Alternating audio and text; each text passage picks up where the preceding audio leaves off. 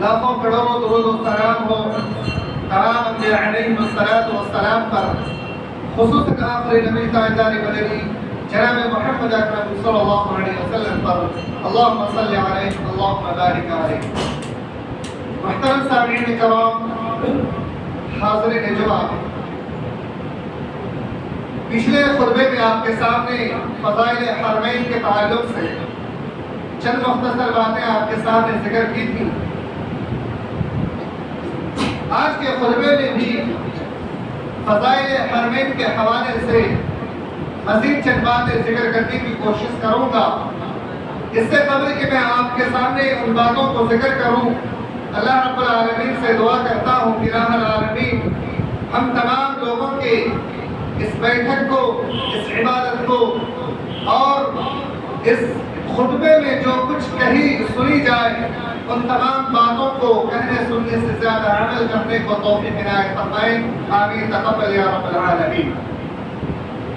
محترم سامعین کرام، اللہ رب العالمین نے مکہ المکرمہ کی فضیلت ذکر کرتے ہوئے قرآن کریم کے کئی مقامات پر اس کی فضیلتیں ذکر فرمائی ہیں، جن میں سے یہ کہ اللہ رب العالمین کا سب سے پہلا گھر بیت اللہ یعنی خانہ کعبہ ہے۔ اللہ رب العالمین قرآن حکیم کے اندر ارشاد فرماتا ہے ان اول بیت وضع للناس للذی ببکۃ مبارکا وہدی للعالمین۔ اللہ رب العالمین نے روئے زمین کے اندر لوگوں کے لیے سب سے پہلا گھر جو بنایا، عبادت گاہ جو بنایا، وہ مکہ میں موجود ہے اور وہ بڑی ہی بابرکت ہے اور وہ تمام جہان والوں کے لیے مرکز ہدایت ہے۔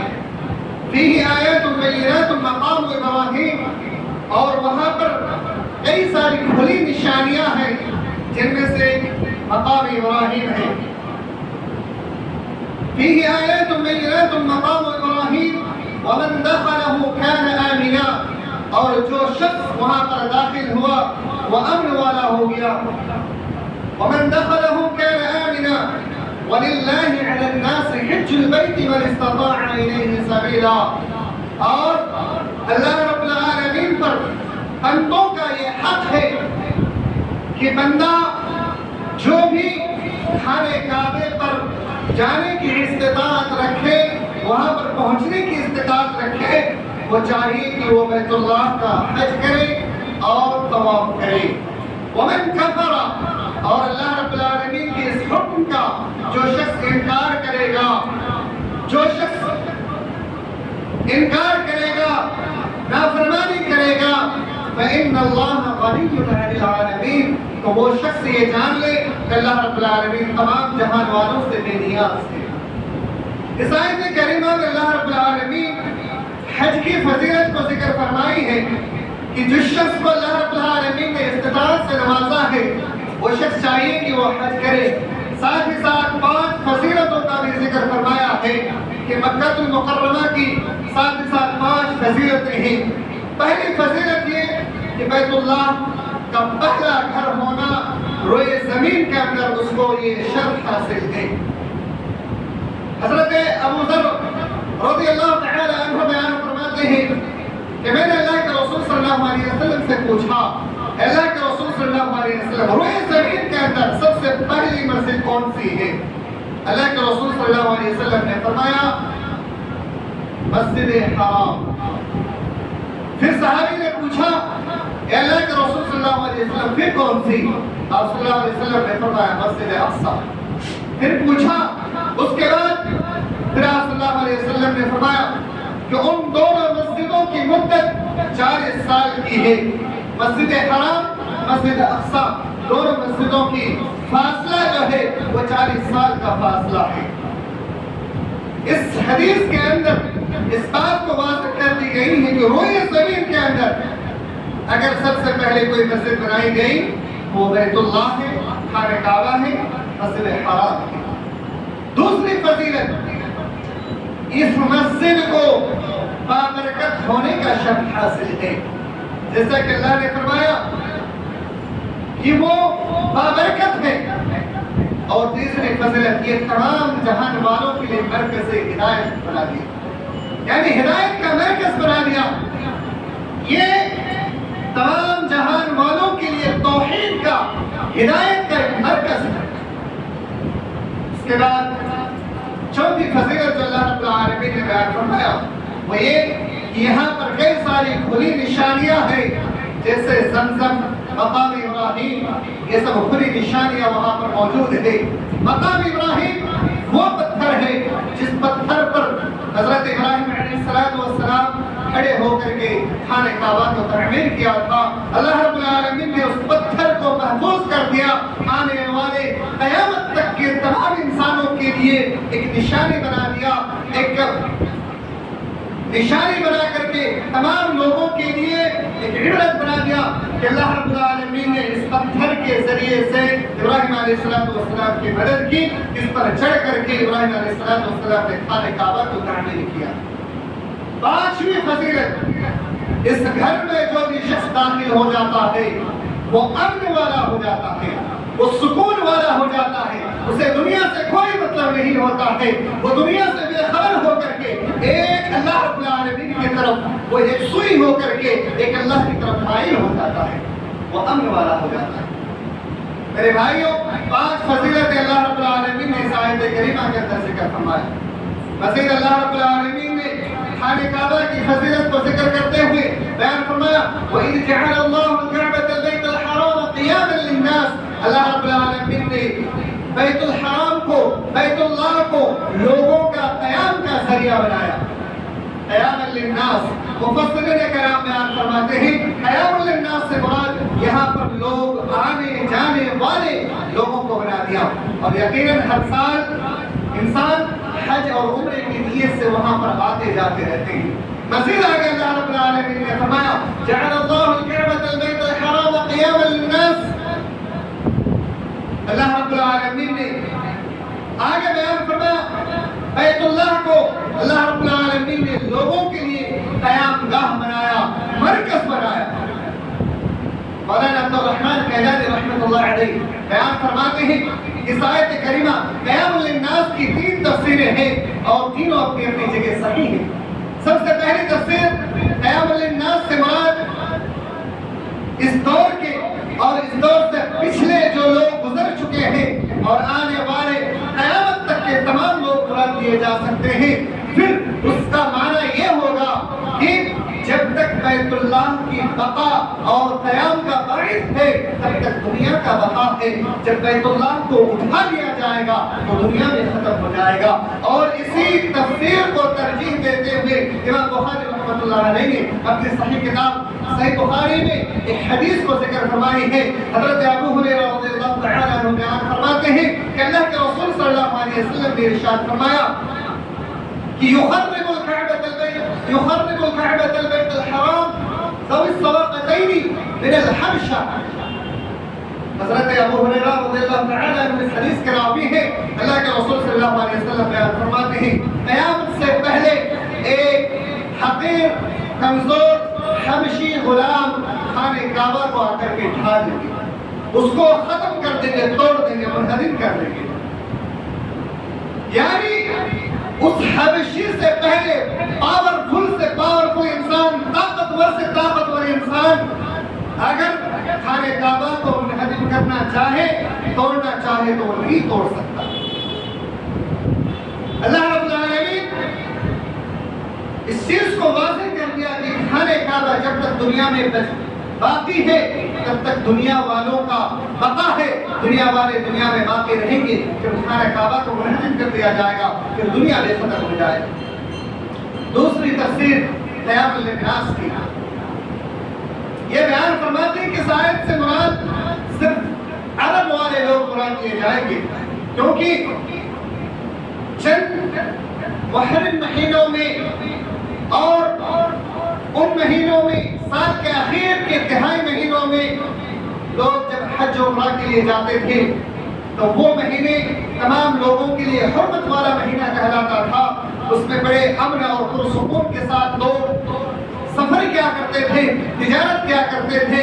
بالخصوص جب قربانی کا گلے میں پٹے لگا کر کے وہ لوگ مکہ المکرمہ لاتے تھے تو بڑے امن اور سکون کے ساتھ لا پاتے تھے.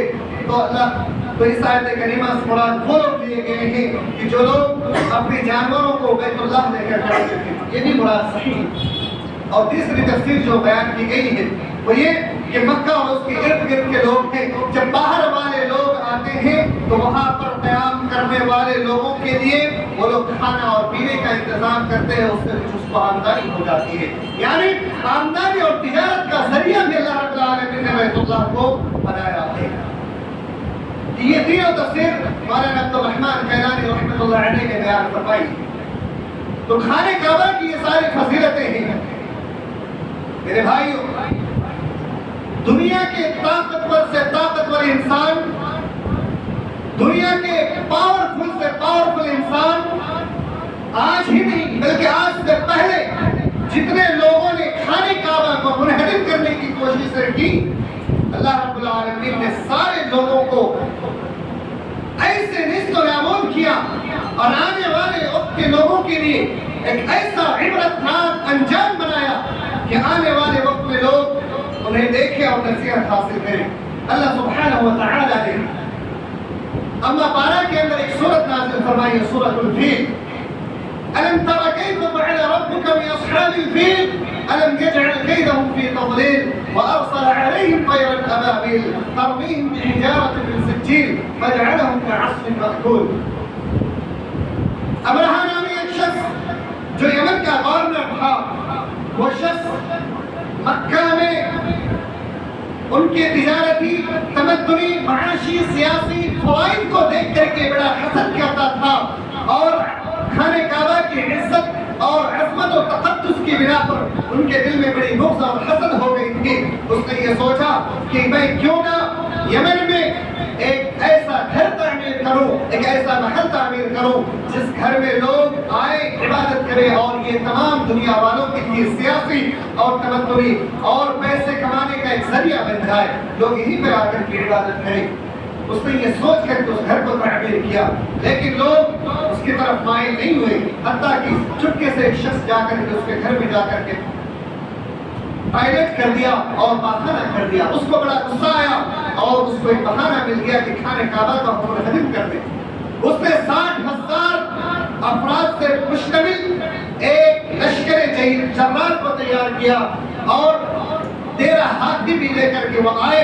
راستے میں جتنے بھی لوگ ان کو روکنے کی کوشش کی، تمام لوگوں کو انہوں نے ختم کر دیا اور بالآخر مینا اور مزدلفہ کے درمیان آ کر کے وہ کھڑے ہو گئے اور اس نے عبد المطلب کے چند اونٹوں کو اغوا کر دیا اور عبد المطلب کی طرف ایک پیغام بھیجا کہ میں تمہارے اونٹوں کو اغوا کر لیا ہوں، میں تم سے صرف اتنا چاہتا ہوں کہ تم خانہ کعبہ کو میں توڑنے کے لیے آیا ہوں، اس کی چابی مجھے دے دو، میں تمہارے اونٹوں کو واپس کر دوں گا. عبد المطلب آئے اور آ کر کے کہا کہ تم مجھے میرا اونٹ کو لوٹا دو، میں اونٹوں کا مالک ہوں، مجھے تم میرے اونٹوں کو لوٹا دو. ابرہا کو بڑی حیرت ہوئی. اس نے یہ سوچا تھا کہ میں اس کو اونٹ کو پکڑا ہوں، یہ بیت اللہ کی چابی کو مجھے دے دیں گے اور اس کو توڑنے کی مجھے اجازت دے دیں گے. لیکن یہ آئے اور کہنے لگے کہ میرے اونٹ کا مالک میں ہوں، مجھے میرا اونٹ واپس کر دیجئے. ابرہا حیرت ہو کر کے پوچھا کہ بیت اللہ کے بارے میں تم نے کیوں نہیں پوچھا؟ کہا کہ میں اونٹ کا مالک ہوں، میں اونٹ کے بارے میں سوال کرتا ہوں اور بیت اللہ کے مالک ہے جو اس کا حفاظت خود کرے گا اور اس کے بارے میں سوال و جواب وہ خود کرے گا.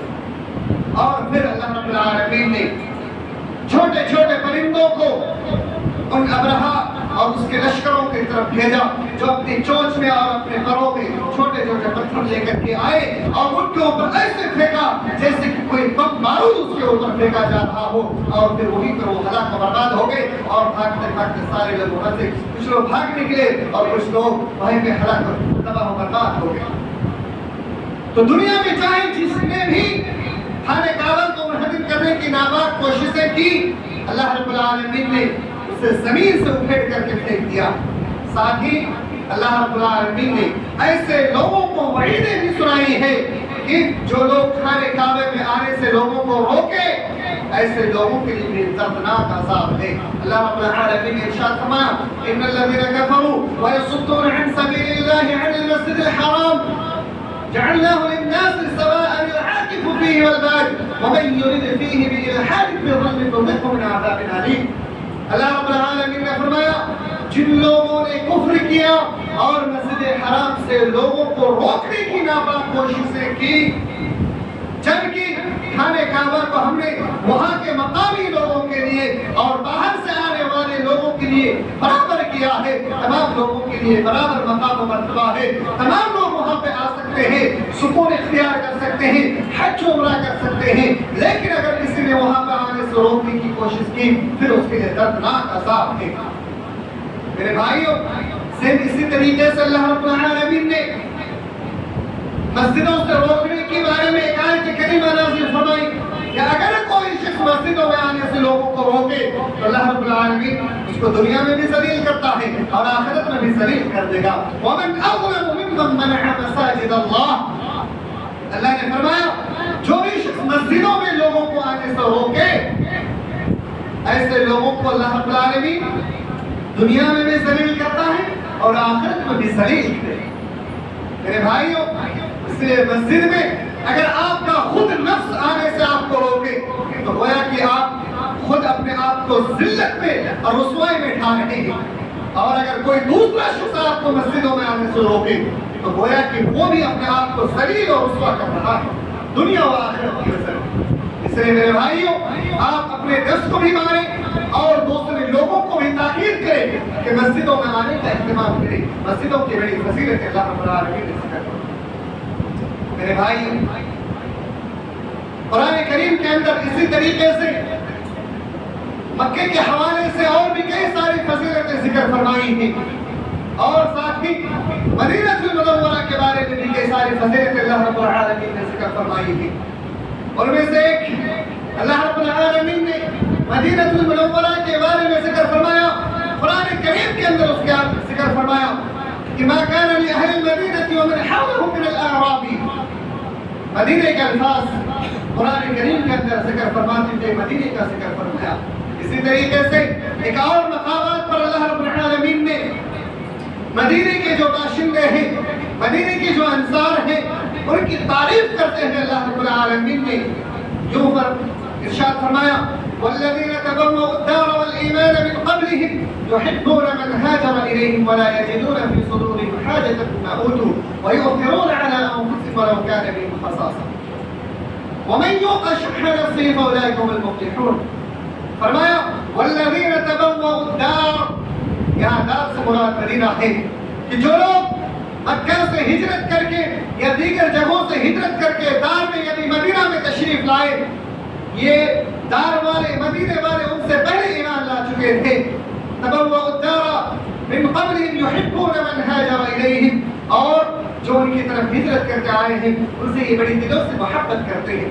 يحبون من هاجر اليهم ولا يجدون في صدورهم حاجة مما اوتوا ويؤثرون على انفسهم، اور ان کے دلوں میں ان مہاجرین بھائیوں کے بارے میں یا مال پے کے بارے میں جو کچھ بھی انہیں دیا جائے، کوئی دلوں میں وہ لوگ کجربی یا بغض حسد نہیں رکھتے ہیں، بلکہ وہ اسی میں اکتفا کر لیتے ہیں اور اسی سے وہ راضی ہو جاتے ہیں. يحبون من هاجر إليه ولا يجدون في صدورهم حاجة مما أوتوا ويؤثرون على أنفسهم ولو كان بهم خصاصة.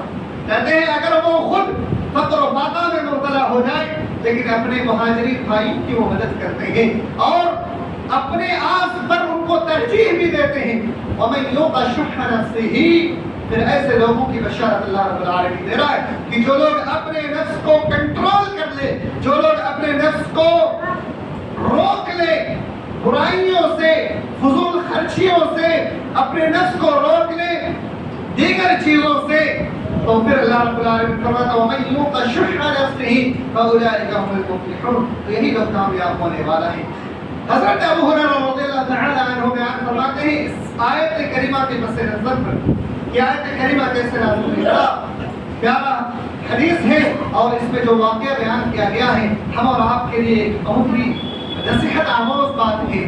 حضرت ابو ہریرہ رضی اللہ تعالی عنہ بیان فرماتے ہیں کہ ایک دفعہ اچانک ایک شخص اللہ کے رسول صلی اللہ علیہ وسلم کی خدمت میں حاضر ہوتے ہیں، عرض کرنے لگتے ہیں اللہ کے رسول صلی اللہ علیہ وسلم مجھے آج کوئی شخص مہمان بنا دے، میں آج میزبان بننا چاہتا ہوں. اللہ کے رسول صلی اللہ علیہ وسلم نے سب سے پہلے اپنے ازواج مطہرات کے گھروں میں جا کر کے پتہ لگوایا کہ کیا کھانے پینے کی کوئی چیز ہے.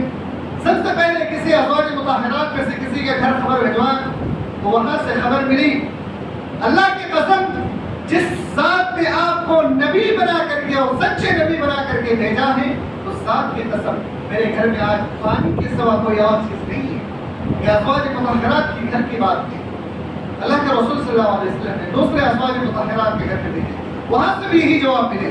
تیسرے کے گھر میں بھیجے, وہاں سے بھی یہی جواب, حتیٰ کہ سارے گھروں سے یہی جواب ملا.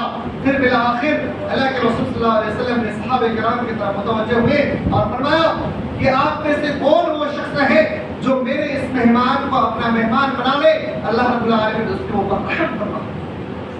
ایک انصاری صحابی فوراً کھڑے ہوئے اور کہنے لگے اللہ کے رسول صلی اللہ علیہ وسلم میں آپ کے اس مہمان کو اپنا مہمان بناؤں گا. اس کو یہ بھی پتا نہیں تھا کہ میرے گھر میں کھانے پینے کی کوئی چیز موجود ہے یا نہیں, لیکن اللہ کے رسول صلی اللہ علیہ وسلم کی محبت میں اللہ کے رسول صلی اللہ علیہ وسلم کے مہمان کو اپنا مہمان بنانے کے حد اس نے فوراً ہاں بھر دیا اور اس مہمان کو اپنے گھر لے گئے. لے جا کر کے اپنی بیوی سے کہا کہ یہ اللہ کے رسول صلی اللہ علیہ وسلم کا مہمان ہے, ہمارا مہمان ہے, ان کے لیے کھانے پینے کا انتظام کرو, جو کچھ بھی ہے فوراً لے کر کے آؤ. بیوی کہتی ہے اے میرے شوہر میرے گھر میں آج صرف اتنا ہی کھانا بچا ہوا کہ میں اپنے بچوں کو کھلا سکوں, ہمارے اور آپ کے برابر بھی نہیں ہے.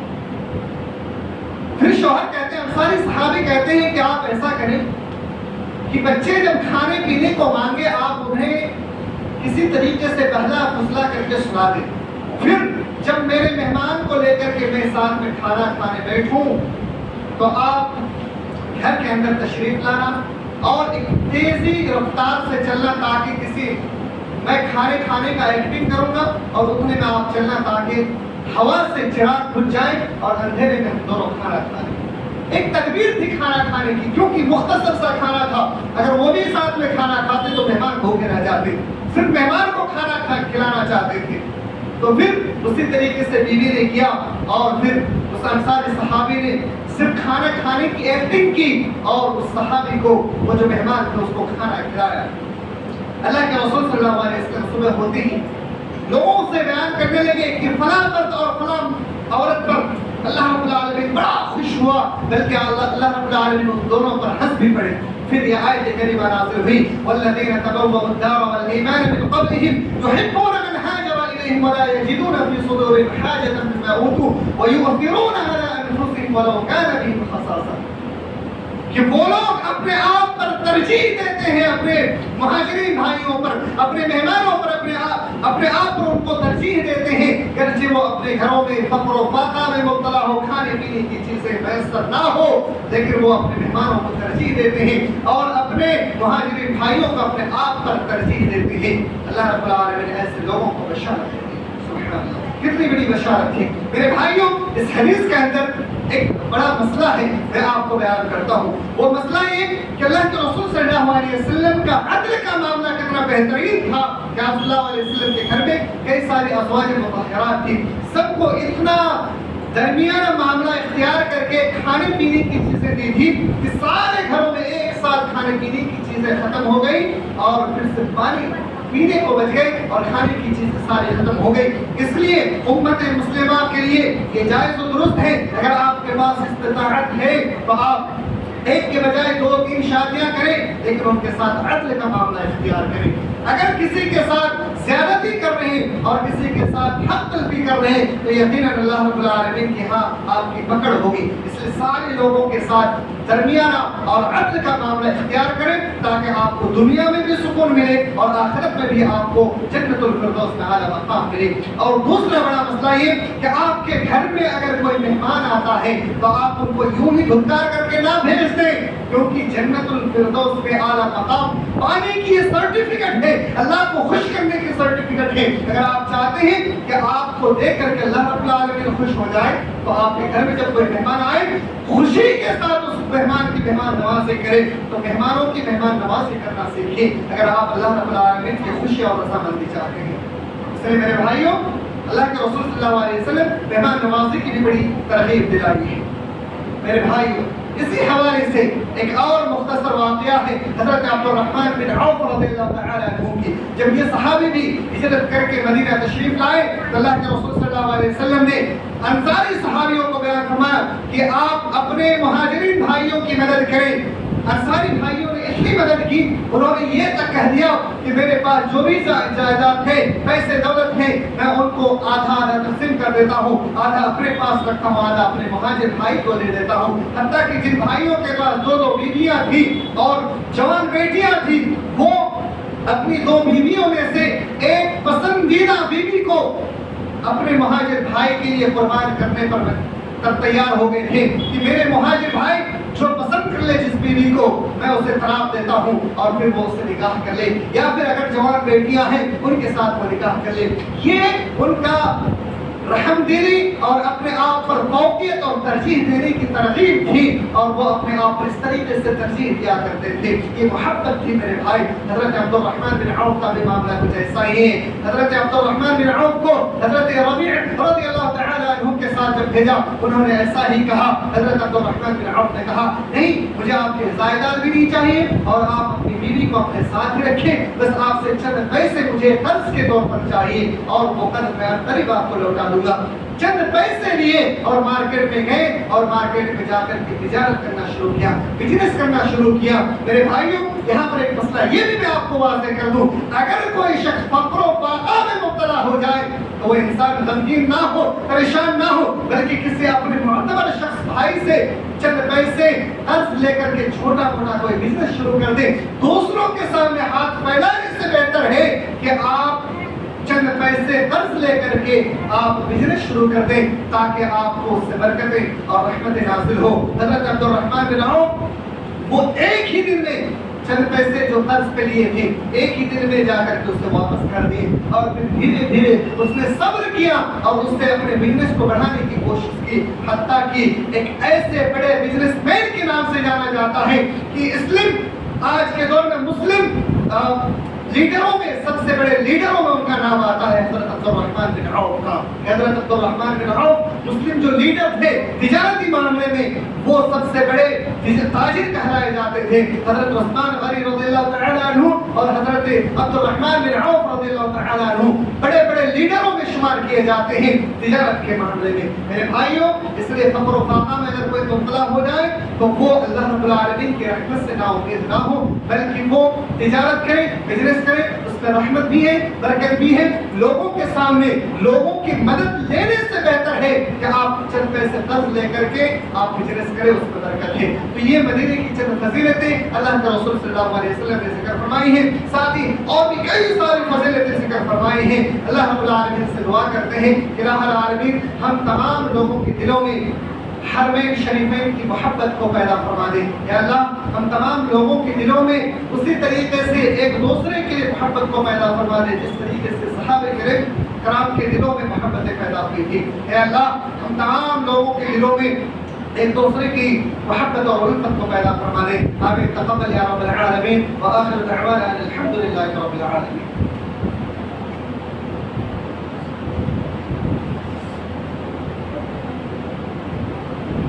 ان الحمد لله